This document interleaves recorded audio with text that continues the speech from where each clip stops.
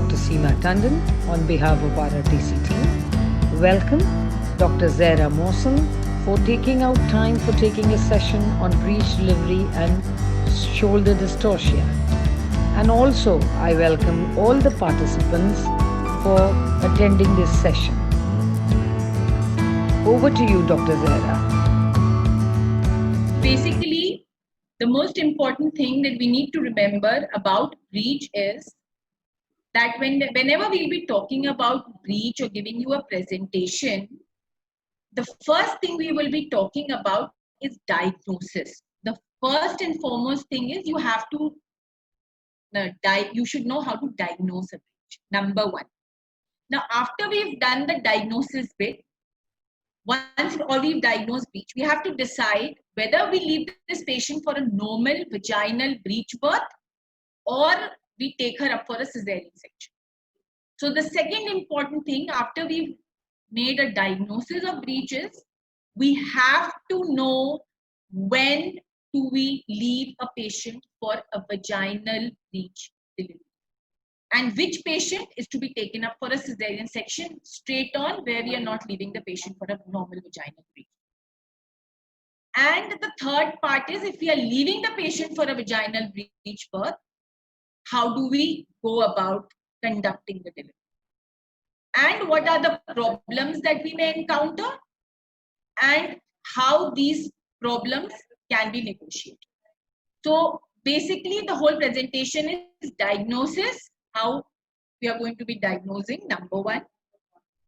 Second part is, after we've diagnosed, how do we decide what management option we are going to be choosing, vaginal breech birth or cesarean section. And third part is, if we are leaving her for a vaginal breech birth, how are we going to conduct the delivery, and how are we going to, what kind of problems we can encounter, and how we are going to manage those problems. So moving on with breech presentation is, we know that whenever the baby is breech, that means the buttocks are presenting or the podalic pole is present in the inlet. And it is the most common form of abnormal presentation because it is present in roughly 3 to 4% of patients at term. Now, there are different types of breech. Now, the most common type of breech presentation is a flexed breech. A complete breech. The complete breech, you can see the baby is in an attitude of flexion where there is flexion at all the joints. So when we'll do a PV, we'll feel the buttocks, we might feel the foot.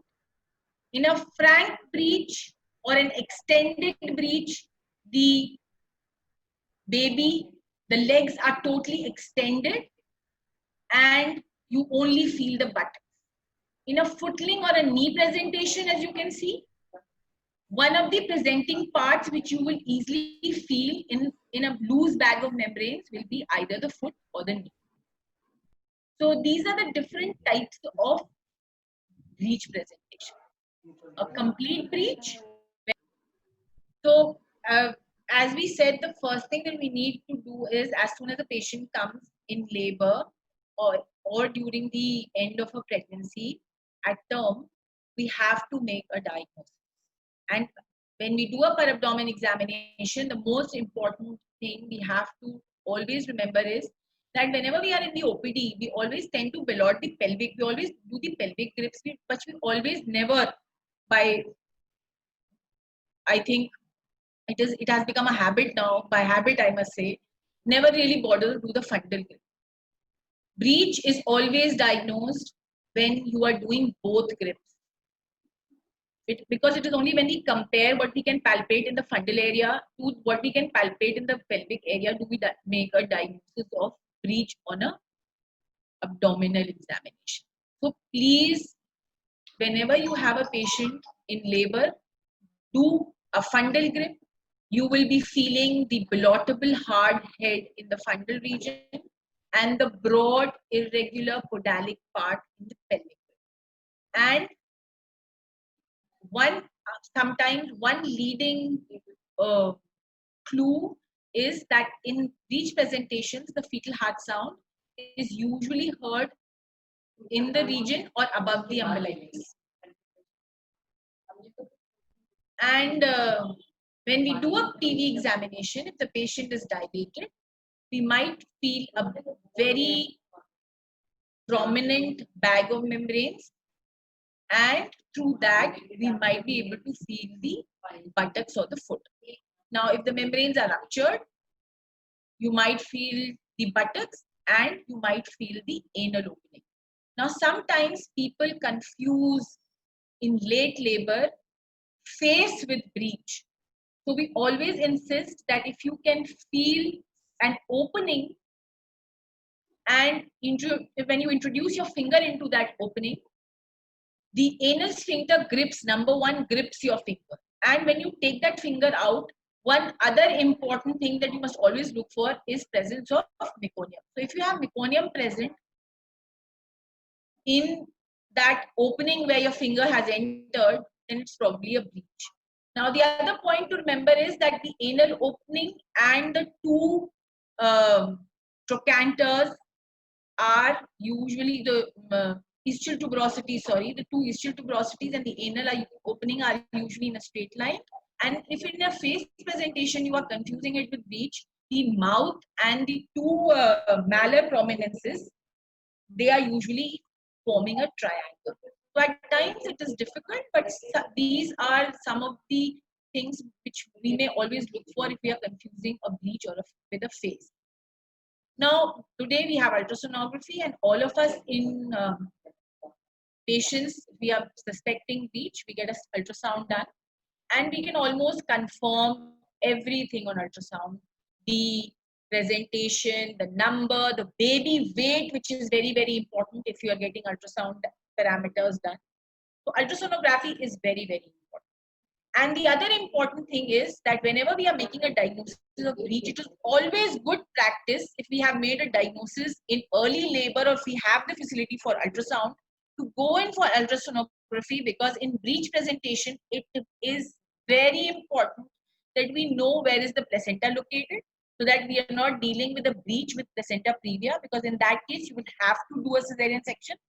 And the other important thing is that we are sure that the baby is normal, because in breech presentation, the two important reasons for an abnormal presentation or a breech could be a low-lying placenta or an abnormality in the baby. Now, all these two things can be ruled out very nicely on an ultrasonogram if you diagnose a breech in late pregnancy or in early labor. And if you can, it is always good practice to go in for an ultrasound and to localize the placenta and to be sure about the baby weight, which is more correctly estimated on an ultrasonogram, and also about the presence of anomalies.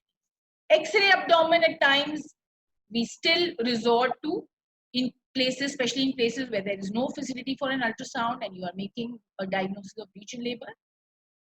So the most important parameters are still an for diagnosing are still an abdominal examination, palpation, a very careful, I must say, abdominal palpation, along with TV, and always confirmed by ultrasound, or if you do not have the facility for an ultrasound, and plain X-ray abdomen. Now, whenever we make a diagnosis of breech in early labor up to 34 weeks, let's say, you should not be telling the patient that it's a breech or work her up about the presentation, because most of these presentations spontaneously revert to normal. अक्सर आपने देखा होगा 26-27 weeks पे ultrasonologist बता देते हैं मरीज को कि तुम्हारा बच्चा उल्टा है, and she's so worried. Now I think till 34 weeks you needn't bother. Babies are their own bosses, तो वो अपने आप ही कभी-कभी they revert and they become normal cephalic presentations. And if we are diagnosing breech after 36 weeks, it is always good practice that if you see such a patient in the clinic, in your OPD, you always have to advise her for an institutional delivery. Aajkal humko, we all have to really emphasize on institutional deliveries. We've done a good job. We have earlier There were very few deliveries, and we've managed to increase this number to almost 70% in some in most parts of the country. So we have to really counsel them, the patients, for an institutional delivery, and tell them that this kind of delivery, during this delivery, we might encounter problems. We might have to resort to a operative delivery, or we might have to resort to certain special maneuvers, which can be done only by expert doctors or obstetricians. Next, please.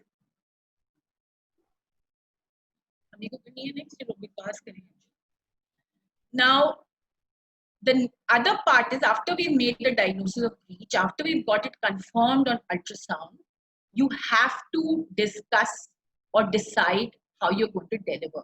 This you will have to discuss with the patient. And if she's not in labor or she's in early labor, you will have to decide where you're going to deliver her, how you're going to deliver her.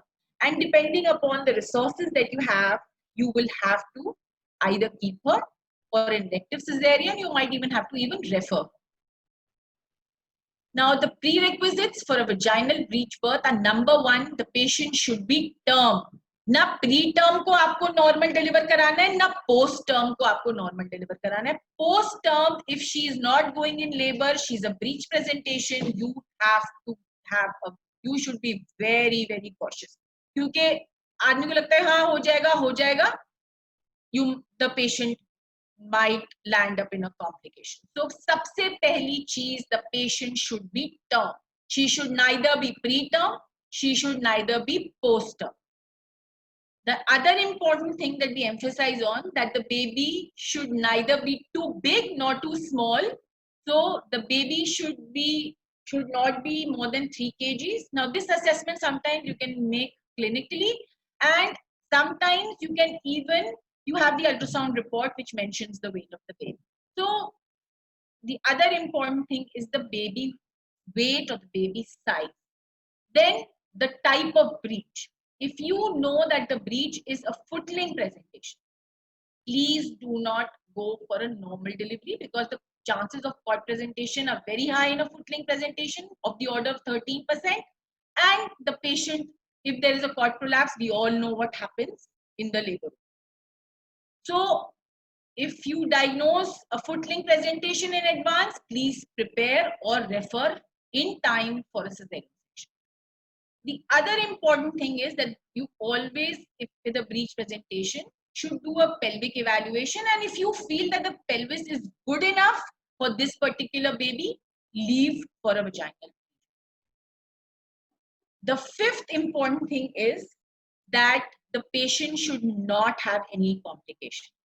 That means she should not have any placenta previa, she should, even minor degrees, she should not have a scarred uterus, and she should not have any other complications like IUGR. So one good important point to remember is that the patient should not, apart from breech, have other associated complications. Previous seizure, IUGR, hypertension with IUGR, or placenta previa, or whatever. So please remember, when we are leaving for a vaginal breech birth, it should be term. The baby should be average size, 1.5 से 3 kilo. The presentation should be frank or flexed, and there should be no associated complication. Preferably deliver a patient who is multipara with a previous vaginal birth, leave for a vaginal breech birth. Primary with breech these days is an indication for cesarean, because the perinatal mortality, बच्चे की outcome, is not as good in a primary patient as compared to those who have delivered previously. The best indicator for a vaginal breech birth is that the patient has gone in spontaneous labor, number one, and the patient is progressing as per the partogram. अगर आपके पास एक patient आती है labour में, जो active labour में है, and she is progressing well and she is a breech, that is probably one of the patients who will deliver, apart from the basic initial assessment which you have done. So it is usually, in practice, it is usually recommended that if a patient is post-dated or for some other reason, she needs to be induced. Induction is never done in a patient with a pre-presentation. तो हम लोग breach के साथ induce नहीं करते. Breach के साथ हम अगर कोई ऐसा रीजन बन रहा है इंडक्शन का, पोस्ट डेटेड है, हाइपरटेंसिव है और कोई परेशानी है, we always prefer to go in for cesarean section. So please remember these points: term, average weight, good pelvis, Frankia flexed breech, no other complication, and patient in going in spontaneous labor. Preferably a patient who has delivered vaginally before are the ones that we will leave for a normal vaginal breech birth. ये बहुत important है, हमें याद रखना. Next. So we have seen what are the prerequisites for vaginal breech birth. अगर वो ना हो, we have to always go in for cesarean section. That means preterm, postterm, footling presentation, small malformed pelvis. अगर आपको कभी भी लग रहा है कि ये pelvis IID narrow है, spines prominent है, TDO4 के tight है, baby नहीं आएगा, please refer in time for a cesarean section. A large fetus, a previously scarred uterus, hyperextended neck, which is difficult to diagnose clinically. कभी-कभी can में वो बता देते हैं अल्ट्रासाउंड में, या अगर आप एक्सरे कराएं तो पता चल जाता है, बट अदरवाइज क्लिनिकली जरा मुश्किल होती है हाइपर एक्सटेंडेड नेक डायग्नोज करना. But otherwise all other parameters are very easily you can assess on a clinical evaluation. If all these prerequisites are met, we always go in for a assisted vaginal delivery. Breech delivery का सबसे important principle ये है, you have to deliver by no touch technique. बहुत ज्यादा हड़बड़ाइए मत. just stay calm and let the baby come on its own. The most important part is you have to just provide emotional support and encouragement, and you have to do minimum intervention and let the patient deliver on her. And if possible, don't rupture the membranes early. Avoid an artificial rupture of membranes, because there the bag itself is a very good dilator.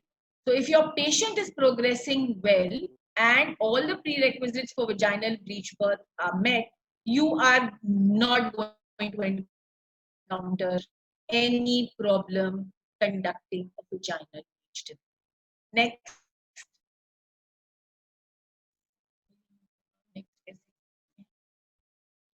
So whenever, like in any other delivery, whenever we are going to conduct a delivery, we prepare ourselves, we prepare the patient, and we prepare our equipment.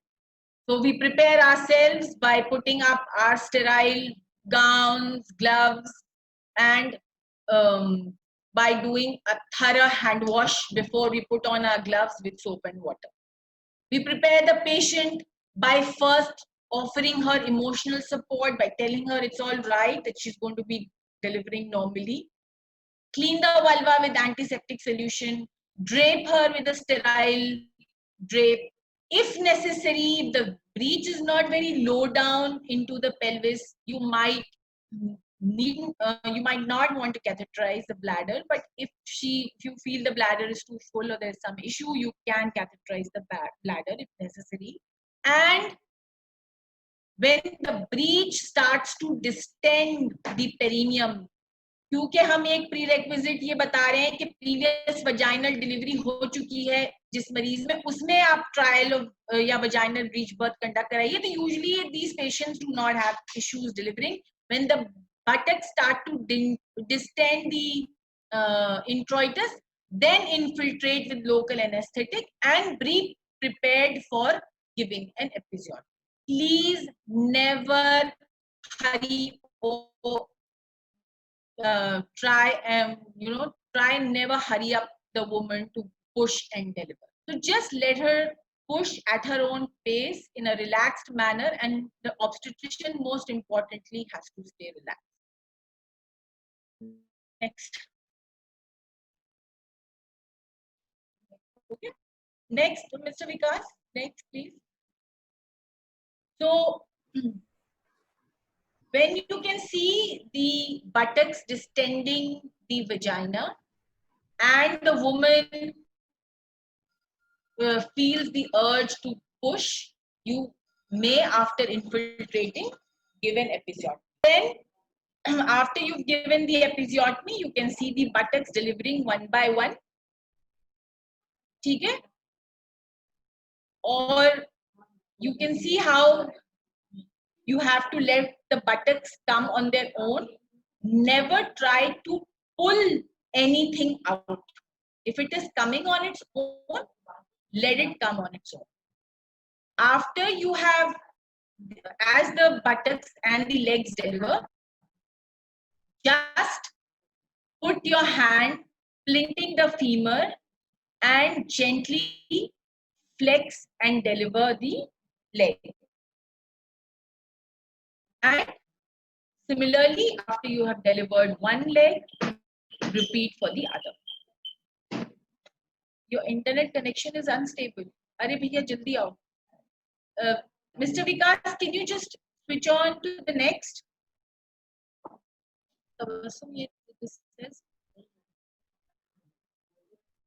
So you will see that the body of the baby will come on smoothly. You will see the umbilical cord. Just slightly tug at the cord to make sure that it is loose. We will show you when we are doing the demonstration. And then you will see the shoulders coming, and soon you will see one shoulder appear. You might want to help with the delivery of the arm, and then the other second arm comes usually on its own, but you can just offer a little bit of help.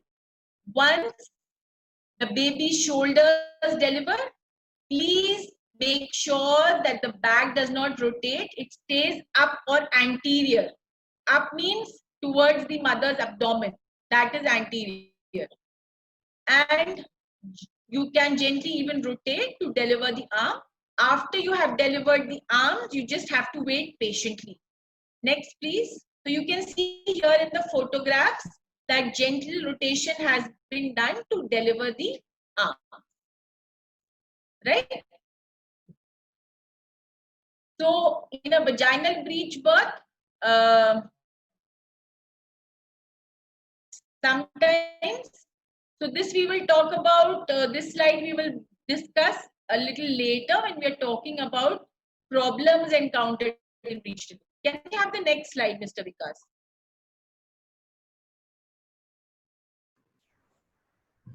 Next. Okay.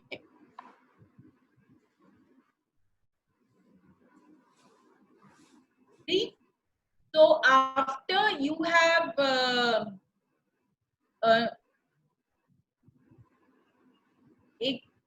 next दिखाइए. You want next, ma'am? Yes, yes. Okay. Is it okay? Okay. So yeah. So now after you have delivered the arm, see, this is how you hold the baby. One hand is supporting the body of the baby from below, the other hand is up, and you gently just take the baby's, once you start seeing the hairline of the baby in a vaginal, assisted vaginal delivery, क्योंकि उसमें कोई परेशानी नहीं हो रही, baby अपने आप आ रहा है, तो आप उस बेबी को जब उसकी पूरी बॉडी आ जाए, just wait a little, जब बच्चे के बाल दिखने लगे, आपको नेक लाइन इतनी नीचे आ जाए कि आपको बच्चे के बाल दिखने लगे, then just simply hold the baby the way this person is holding, and with just take the body of the baby up with the other assistant hand, ask them to press a little on the fundus of the uterus, and just take the body gently up, and you can see the, by doing a Mauritius Melly, the head gradually delivers by flexion. Right? Next. What is the next slide, Mr. Vikas?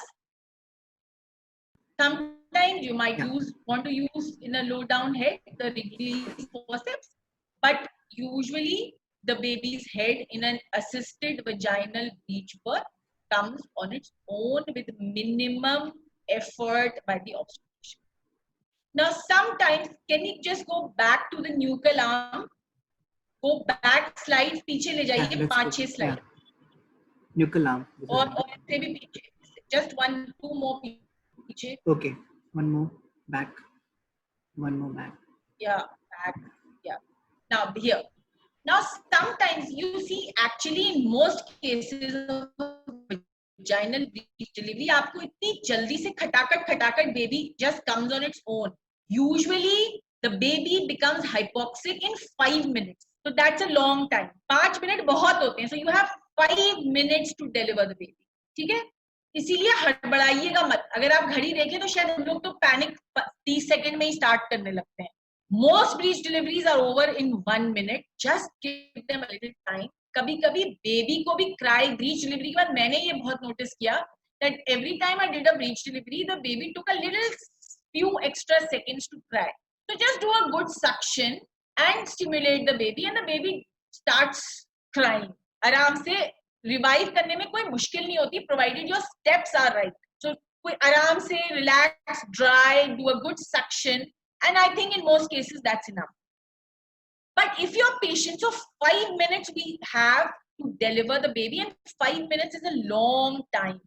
हम लोग जैसी delivery शुरू करते हैं हम लोग panic हो जाते हैं. जहां बच्चा आने लगता है हम घड़ी तो देखते ही नहीं है. घड़ी तो हमेशा डिलीवरी के बाद देखी जाती है.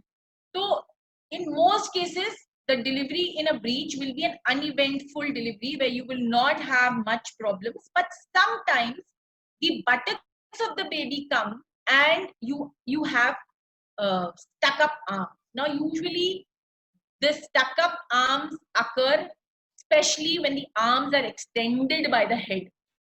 तो आर्म जैसे हम लोग हैंड्स अप करके खड़े होते थे, अगर बेबी के हैंड्स अप होते हैं तो सजा में तो वो बेचारा फंस जाता है, तो वो हमारे लिए भी एक सजा बन जाती है. तो in that case you have to resort to the Lofset's maneuver. Now here they have tried to show you the Lofset's maneuver where you rotate the baby in such a way that you hold the baby and you take the lift the body back facing one side and the trunk facing the other side. You lift the body slightly upwards. The buttocks are, because they have delivered, you just take the buttocks upwards as you can see in this picture. So once you take the buttocks upward, the shoulder, which is posterior, descends a little lower than the anterior shoulder. And keeping the back anterior, when you will rotate this baby, you will realize that the shoulder spontaneously delivers under the pubic arch. एक shoulder आराम से बाहर आ जाता है, फिर दूसरा अपने आप ही आ जाता है, आपको दोबारा कुछ करने की जरूरत नहीं होती. पर इन केस नहीं आ रहा, you can repeat the same thing again. Just elevate the body up and keeping the back anterior, rotate, and you will realize that the shoulder descends under the pubic arch. Next. So if you are having difficulty with an extended arm, there's another technique, and that is bringing down the posterior extended arm. Now this technique is slightly difficult, where you're holding the baby. You can see how you're holding the baby, and once you take the baby, lift the baby's body up towards the mother's abdomen, then you have a little space posteriorly where you can just insert your fingers and try and deliver the posterior shoulder. So once you deliver the posterior shoulder, the posterior arm and the hand, you create some space, and now the anterior shoulder can easily deliver. But I always find that the Lofset's maneuver is much better, because here once you put your hand into the vagina, the Lofset's maneuver you're doing with your hands, both your hands outside the vagina. You're just rotating the baby. So that is much safer. The injury to the mother is also much less with the Lofset's maneuver as compared to this, where you're putting your hands inside the vagina and doing the maneuver inside. So next. So again, sometimes you have a nuchal arm, you can see that the arm is stuck behind the baby's neck. So in that case, you just have to rotate, just hold the baby in the pelvifemoral grip the way they are holding it, and gently rotate the baby in such a way that the arm will become free. So if you rotate this slightly in this way, the arm will slip and will come in front of the baby, and then it will be easy to deliver, right? This, I think, what they're doing here is a Berne-Marshall technique. We'll talk about it when we are talking about, in demonstration, when we are talking about delivery of the head. So next. So this is another technique. No, the previous one. We've already discussed this. And sometimes when your body has delivered and the head is taking slightly longer to come, we always practice this technique, which is called the Mauritius smelly weak technique. Now here you are delivering the baby with both your hands. With one hand on one arm, your baby is straddled, 3 fingers, 2 over the malar prominences and 1 over the chin, help in flexing the head of the baby. The other hand, which is over the back, is put in such a way that you are supporting the cervical spine and the back of the baby, and you just have to take the body of the baby is tarah se, you just have to take it upwards towards the mother's abdomen, and the head gently flexes and delivers. Now, lots of people usually recommend that the fetal head in a breech delivery should always be delivered by Mauritius smelly weak, and a lot of obstetricians feel that Berne-Marshall's technique is an obsolete technique. It should not be practiced. So lots of people today are not only practicing or doing this technique for a stuck-up head, they're also using it in vaginal, no uncomplicated vaginal breech work. So this is the Mauritius smelly weak technique. We'll demonstrate it to you. Perhaps then it will be much more clearer. Next. So we always have a Viragya internet connection is unstable. Am I audible? Yeah, you are audible, ma'am. You're audible. Okay. Because it keeps flashing that your connection is not stable or something, so I get a little worked up. No issues. The forceps recommended for vaginal breech birth are a Piper's forceps. They are usually not, I mean, all of us don't have these forceps, but we do have the normal Wrigley's forceps, which we can apply at times if we are conducting a breech delivery. So you apply the blades by the sides. Once you can see the hairline, one blade, left blade first, the right blade next.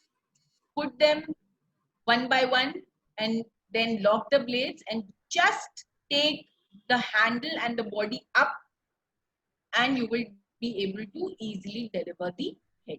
Now, after you have conducted a breech delivery, you have to manage the third stage as usual. Give an oxytocin, do a controlled contraction, and deliver the placenta. Now, the complications of a breech delivery are number 1, cord prolapse. This usually happens with a foot-link presentation. In that case, you have to preferably therefore go in for cesarean section if you diagnose it early. Foot-link and cord presentation. The other complications are birth trauma, because sometimes when the baby is not coming, we are anxious and we resort to maneuvers. We can obviously, these rotations can sometimes cause injury. Now the problem with a preterm baby, हमने आपसे कहा था preterm मत करिएगा deliver. बहुत preterm babies में अक्सर the body slips out of a partially dilated cervix, the head becomes stuck. तब बहुत मुश्किल होती है, और उसमें in that case we usually have to sometimes, बहुत rarely, I've only given it twice, a Drusens incision. We cut the cervix to deliver the head. But if it is a very, very preterm baby, you can even wait. The head takes a little longer to come.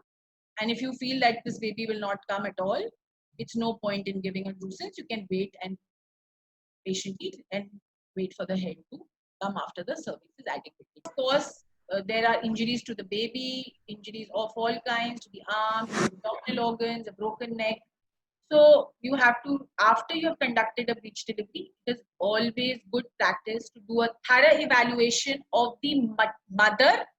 Always do a perspectinum, inspect the cervix, the vagina, the perineum, and also do a good inspect the baby. Ask your pediatrician to do a very thorough evaluation of the baby.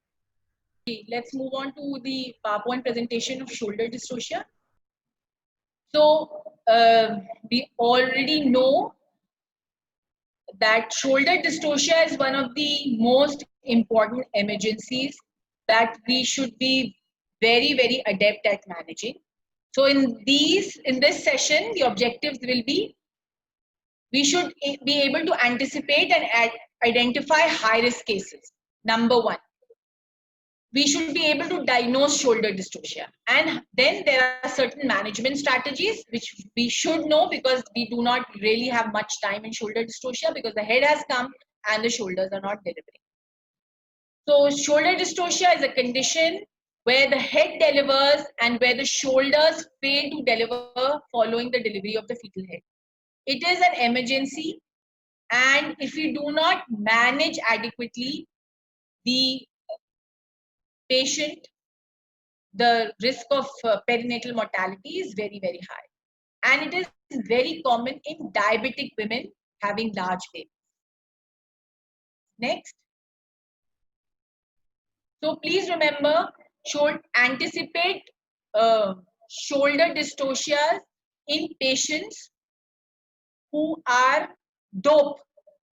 That means they are diabetic, they are obese, they have had or they are post-dated pregnancies, or they have had excessive weight gain in pregnancy. बच्चा बड़ा लग रहा है, diabetic है, obese है, he is post-dated, because post-dated babies usually tend to weigh slightly more than their term counterparts, and all those patients where you have excessive weight. Now, you diagnose when there is the time gap between delivery of the head and the delivery of the shoulders is more than 60 seconds.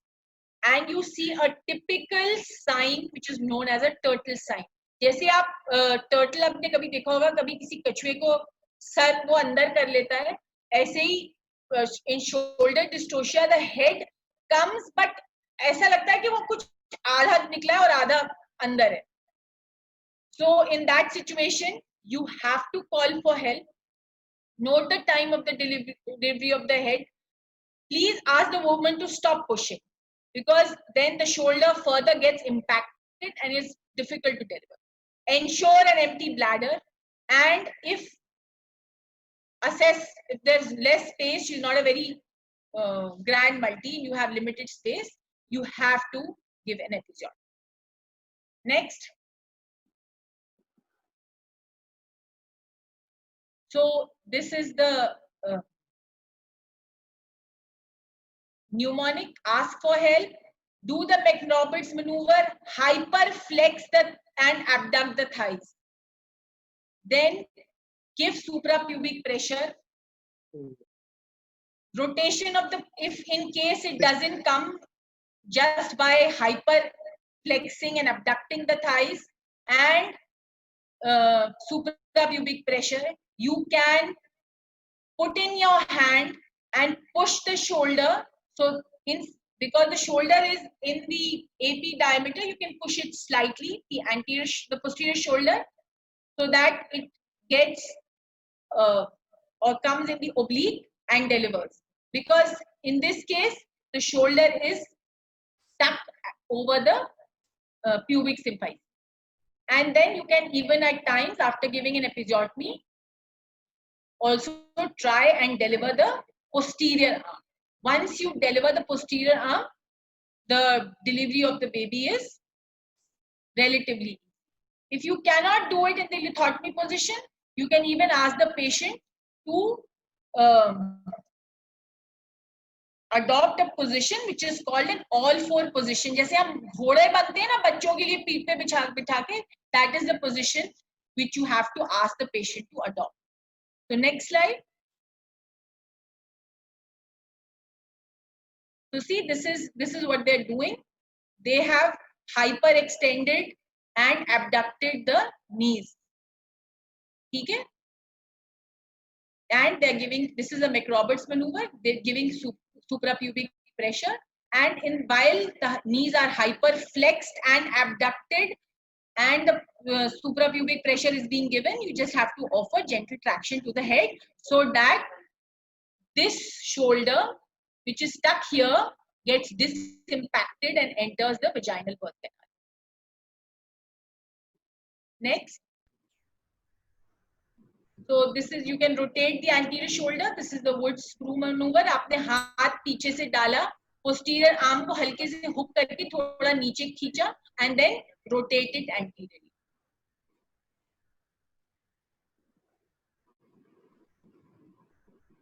So the other is delivery of the posterior arm. So you take the head up, put in your fingers from behind and try and deliver the posterior arm. So once the posterior arm is delivered, there is some space.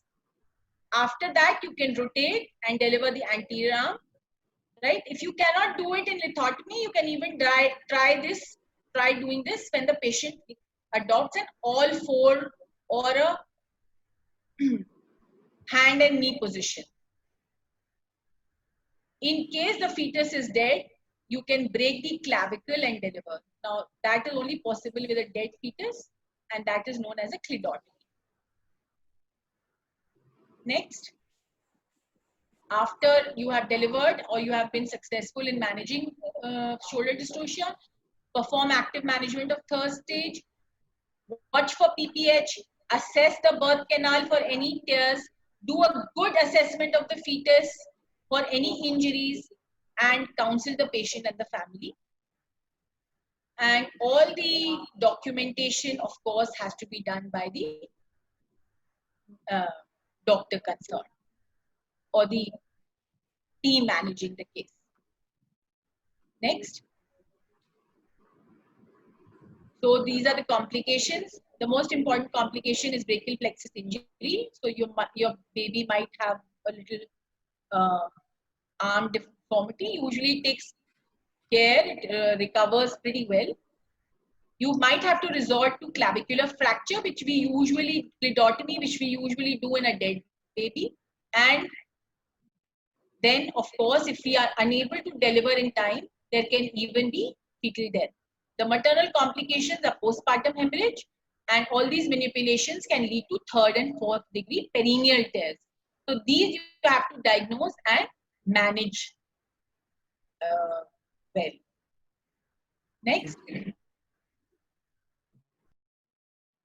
So please anticipate shoulder dystocia in patients who are diabetic, who have you feel they have a large baby, or they are post-dated, right? And usually, so you have to know the high risk factors, and in those patients you have to be careful. So observe for high risk factors: diabetic, post-dated, pregnancies, obese, or patients who have had excessive weight gain, or you have a good sized baby. Always anticipate. Then you will be able to manage this more adeptly if you are anticipating.